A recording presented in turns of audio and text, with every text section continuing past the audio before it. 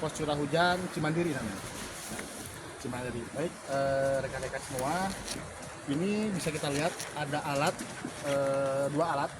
Pertama ini yang secara otomatis, yang kedua itu secara manual. Ini yang sebelah, Otomatis manual. yang ini seperti cerobong asap ya bentuknya. Ini yang manual, ini yang otomatis. Jadi yang nama otomatis itu ada dua.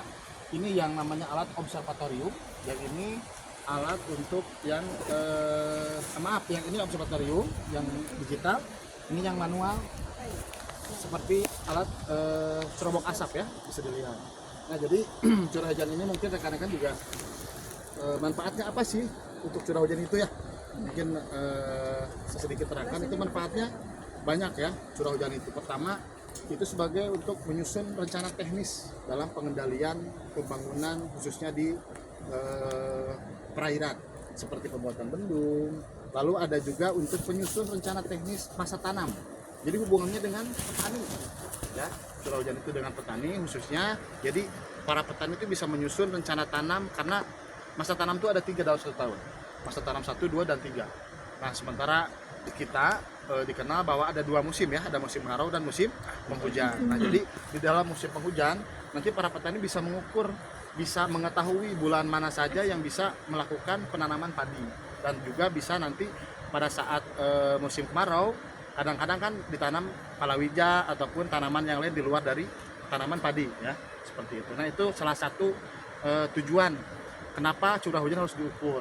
Nah tadi saya sudah jelaskan ini ada 2 alat. Pertama yang manual, ini yang digital. Yang manual itu secara manual diperiksa pada saat setiap hari pada jam 7 pagi. Curah hujan itu diukur pada jam 7 pagi, berbeda dengan seperti irigasi yang tadi, irigasi penjaga bendung. Kalau penjaga bendung itu dilakukan 2 kali, pagi dan sore hari. Jam 7 pagi dan jam 5 sore itu untuk penjaga bendung. Termasuk juga untuk penjaga pos juga air. Karena hidrologi itu ada 3, ada PCH, lalu ada PDA, dan juga ada situ. Tadi rekan saya ada yang petugas situnya, mungkin nanti bisa ditanyakan oleh beliau. Nah lalu yang kebetulan yang curah hujan, ini saya pegang alat, ini namanya gelas ukur. Ini untuk mengukur curah hujan secara manual. Yang alat yang tadi yang ini ya, yang seperti ini. Nah, ini alatnya itu, ini ada sebuah keran, jadi dibuka kerannya, dimasukkan airnya ke dalam gelas ukur ini. Ini satuan dari ukuran curah hujan itu milimeter ya, satuan dari pengukuran curah hujan itu milimeter. Jadi rumusnya setiap kali hitungan jumlah hasil milimeternya dibagi 10. Contoh misalkan ini air terisi sampai dengan 100 di sini ya, berarti hasilnya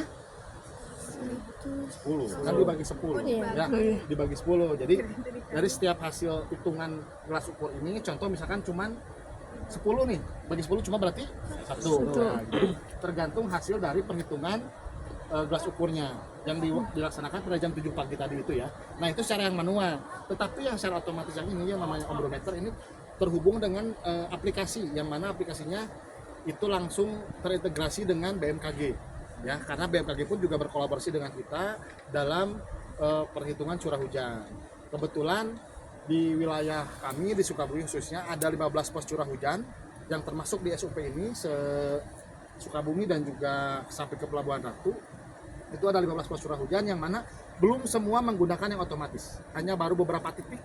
Karena pertama dari segi mungkin apa ya, harga alatnya mungkin ya rekan-rekan lumayan agak mahal juga kalau yang otomatis, karena yang otomatis itu perlu diketahui, jadi tiap tetesan hujan itu dari waktu ke waktunya ketahuan. Sementara kan yang manual kita nggak tahu. Contoh misalkan seperti malam hari, kita nggak tahu jam berapa hujan lebat, jam berapa hujan sedang, jam berapa berhentinya hujan, ya kan? Nah sementara yang otomatis itu ketahuan dari setiap tetesan air hujan yang turun, misalkan detik berapa, menit berapa, jam berapa itu ketahuan. Nah jadi alat yang memang sudah otomatis itu semua ada grafiknya, naik turun hujannya, lebat sedangnya hujan itu tertera di grafik tersebut. Dan juga untuk pelaporannya pun juga langsung secara otomatis, kita tinggal print di PC karena sudah ada aplikasinya. Berbeda dengan yang manual ini, kalau yang manual ditulis manual semua, ditulis manual, pelaporan pun juga manual, tapi kita dikolaborasikan. Cuman mungkin rekan-rekan bertanya-tanya efisien ataupun akurat mana sih datanya yang otomatis dengan yang manual, ya kan? Sebetulnya sama-sama aja, tetapi pembedanya cuma tadi. Kalau yang manual tuh kita tahu setiap turunnya hujan, contoh ini dalam waktu ya. Kita kan seperti saya bilang tadi, kalau yang manual kita nggak tahu hujan jam berapa, apalagi kalau malam misalkan ya, karena kan kita diukurnya jam 7 pagi kan setiap harinya. Kita hujan jam berapa, menit berapa, detik berapa kita nggak tahu, karena kita kan tidur, karena kan kita meriksanya pagi-pagi jam 7. Nah sementara yang otomatis itu sudah tertera di aplikasinya. Contoh misalkan hujan jam 1 malam, jam 1 menit sekian, detik sekian, itu hujannya misalkan intensitasnya tinggi gitu kan, ataupun rendah, jadi ketahuan. Nah itu hanya pembedanya saja. Untuk hasil akhir perhitungannya sama-sama valid kok ya, kalau untuk hasilnya dari yang manual ataupun yang otomatis gitu. Nah di sini juga otomatis ini udah menggunakan solar cell ya, jadi di dalam ini ada aki, ada pemancar sinyal di dalamnya, jadi sudah terintegrasi dengan satelit kalau nggak salah. Jadi makanya saya bilang tadi kenapa belum semua pos menggunakan alat otomatis, karena memang harganya lumayan mahal pengadaannya. Mungkin dari pemerintah pusat khususnya ya, karena kalau nggak salah ini pengadaannya dari APBN belum bisa maksimal untuk pengadaan alatnya, jadi belum semua gitu ya. Nah mungkin itu sekilas untuk curah hujan. Ada yang mau ditanyakan nggak? Ada. Mana, Neng?